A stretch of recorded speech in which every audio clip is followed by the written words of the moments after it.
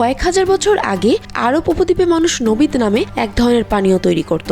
এটি ছিল এক ধরনের ফার্মেন্টেন্ট কিন্তু নেশাহীন পানীয়, যা সাধারণত খেজুর বা কিশমিশ ভিজিয়ে রেখে প্রস্তুত করা হতো। এটি ছিল অ্যালকোহল মুক্ত এবং হজমে সহায়ক। এটি তৈরি করতে 2 থেকে 3 দিন সময় লাগত। এই সময়ের মধ্যে স্বাভাবিক ফার্মেন্টেশন প্রক্রিয়া শুরু হলেও এটি সম্পূর্ণ অ্যালকোহলে রূপান্তরিত হওয়ার আগেই পান করা হতো, ফলে এটি নেশাহীন থাকত এবং সহজেই হজমে সহায়তা করত। নবিদ আরব উপদ্বীপের বিভিন্ন অঞ্চলে জনপ্রিয় ছিল, বিশেষত মক্কা, মদিনা, ইয়েমেন এবং বেদুইন যাযাবরদের মধ্যে। এটি ভ্রমণকারীদের জন্য একটি গুরুত্বপূর্ণ পানীয় ছিল, কারণ এটি দীর্ঘ সময় ধরে শক্তি বজায় রাখতে সাহায্য করত। জানা যায় নবিদ মূলত বেদুইন ও মরুভূমি যাযাবর সম্প্রদায় এবং আরব বণিকেরা তৈরি করত। এছাড়াও আরবের সাধারণ মানুষ ও সৈন্যরাও এটি পান করত। নবী মুহাম্মদ সাল্লাল্লাহু আলাইহি ওয়াসাল্লাম নিজে এটি পানের অনুমতি দিয়েছিলেন, তবে যখন এটি দীর্ঘদিন রেখে দিলে অ্যালকোহলে পরিণত হতো তখন তা নিষিদ্ধ করা হতো। কয়েক হাজার বছর পর আবারও সেই পানীয় ফিরে এসেছে দুবাইয়ের বাজারে। মিডটাউন ফ্যাক্টরি নামে একটি অ্যালকোহল কোম্পানি এটি বাজারজাত করছে। নাম রাখা হয়েছে মজলিস প্রিমিয়াম আরাবিয়ান আলে।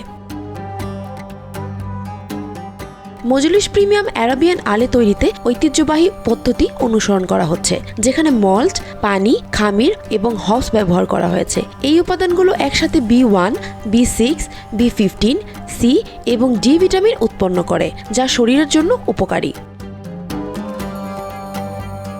মিডটাউন ফ্যাক্টরির সিও ইগোর সেরগোনিন জানান, পানীয়টি সম্পূর্ণ অ্যালকোহল মুক্ত এবং হালাল সনদপ্রাপ্ত। প্রচলিত ব্রুইং পদ্ধতি ব্যবহার করে অ্যালকোহল অপসারণ করা হয়, ফলে পানীয়টির আসল স্বাদ ও জটিলতা বজায় থাকে।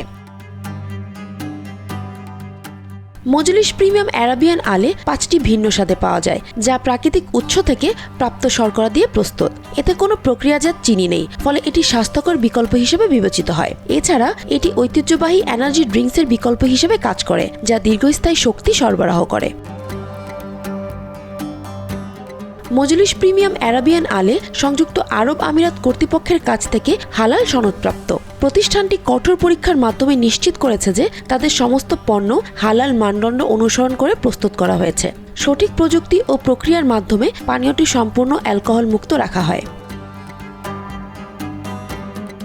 মজলিস শব্দটি আরবি ভাষায় সমাবেশ বা জমায়েত অর্থে ব্যবহৃত হয়। এই নামটি মানুষের একত্রিত হওয়া এবং একসাথে সময় কাটানোর ধারণাকে প্রতিফলন করে, যা এই পানীয়টির মূল উদ্দেশ্য।